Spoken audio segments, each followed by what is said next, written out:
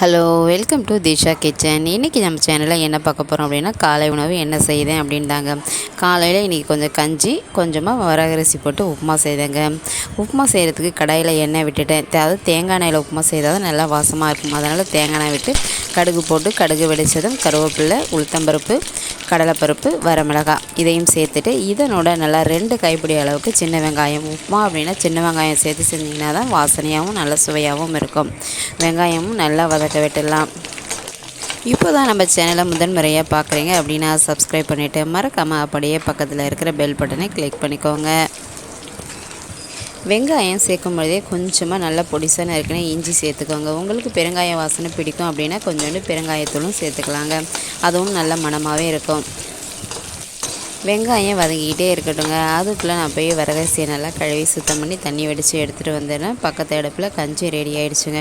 இந்த கஞ்சி எந்த அரிசியில் செஞ்சேன் அப்படின்னா ரத்தசாலி அப்படிங்கிற ஒரு வகையான அரிசி. இது நானும் கேள்விப்பட்டதும் இல்லை, இப்போ தான் முதன்முறையாக வாங்கியிருக்கேன். கிலோ வந்து 120 ரூபா.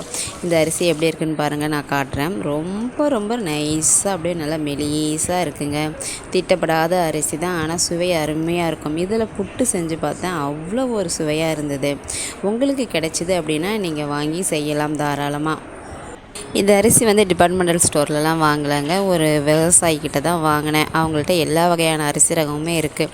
அதை நான் எங்கே வாங்கினேன் அப்படின்னு நான் உங்களுக்கு அடுத்த வீடியோவில் போடுறேன் பாருங்கள். அதுக்குள்ளே வெங்காயம் வதங்கிடுச்சு. வதங்கினதுக்கப்புறமா உப்புமாவுக்கு தேவையான அளவுக்கு தண்ணி சேர்த்துட்டு கொஞ்சோண்டு உப்பும் சேர்த்துடலாங்க. நல்லா கொதிச்சதுக்கப்புறமா தான் வரகரிசி கழுவி சுத்தம் பண்ணி வச்சுருக்கேன். இதை நம்ம அந்த தண்ணியோடு சேர்த்து கிளறி விட வேண்டியதான்.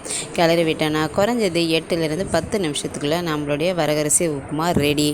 இதை அப்படியே கொஞ்சம் சூடாக இருக்கும் போதே ஒரு மூடியை போட்டு ஒரு 10 நிமிஷம் அப்படியே விட்டுட்டிங்கன்னா நல்லா புழுங்கி வந்துடுங்க.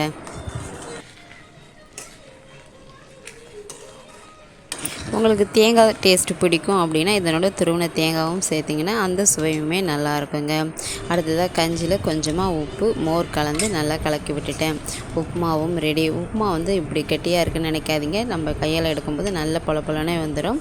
இதுக்கு தொட்டுக்க சட்னி, சாம்பார் எதுவுமே இல்லை, சும்மாவே சாப்பிட்லாம். வேணா பக்கத்தில் கொஞ்சோண்டு சர்க்கரையை வச்சு சாப்பிட்ற வேண்டியதான்.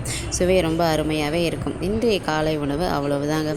வீடியோ பிடிச்சிருந்தா லைக் பண்ணுங்கள், ஷேர் பண்ணுங்கள், சப்ஸ்கிரைப் பண்ணுங்கள். மறக்காமல் அப்படியே பக்கத்தில் இருக்கிற பெல் பட்டனை கிளிக் பண்ணுங்கள்.